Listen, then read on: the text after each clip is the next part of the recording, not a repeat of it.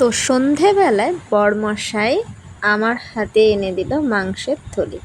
এরপরে বলছে চলো রান্না করে দাও। তো কি আর করা যাবে, বরমশাইয়ের আবদার বলে কথা। তাহলে বেশি না বকে আমার পরিচয়টা তোমাদের সাথে দিই। আমি সুপর্ণা, আমি থাকি পানাগড়। আমার ব্লগে তোমাদের সবাইকে স্বাগত।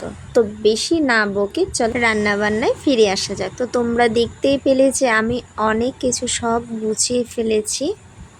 এইবার কিভাবে রান্না করছি সেটাই তোমাদের সাথে শেয়ার করব। তো দেখো তেজপাতা, লঙ্কা, জিরে, হালকা একটু জিরে দিয়ে দিয়েছি আমি। এটা একটু গরম হয়ে গেলে একে একে মশলাগুলো অ্যাড করব। প্রথমে পেঁয়াজটা একটু ভাজা ভাজা মানে হালকা লাল লাল হবে, তারপরে আমি আদা রসুন বাটা দিয়ে দেব, তারপরে লঙ্কা, তারপরে তো গুঁড়ো মশলা আছে। দেখো মশলাটা কিন্তু আস্তে আস্তে সব আমি অ্যাড করছি। এইবার সবগুলো আমি একটু ভালো করে কষিয়ে নেব।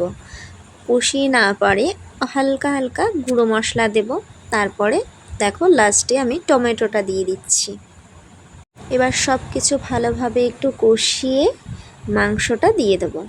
মাংসটা আমি হালকা একটু হলুদ আর লবণ দিয়ে মাখিয়ে রেখেছিলাম, সেটাই আমি দিয়ে ভালো করে কষিয়ে, এরপরে দেখো ভালো করে কষানো হয়ে গেল। আলুটা দিয়ে একটু কষিয়ে আমি দিয়ে দিলাম জল। এরপরে কিছুক্ষণ রান্না করার পরেই দেখো আমার মাংসটা একদম কমপ্লিট। আমি হালকা একটু ঝোল রেখেছি, কারণ এটা ভাতের সাথে খাওয়া হবে, এই কারণে আমি হালকা একটু ঝোল রেখেছি। তো দেখো আমরা খাওয়া দাওয়া করতেও চলে এসেছি সবাই।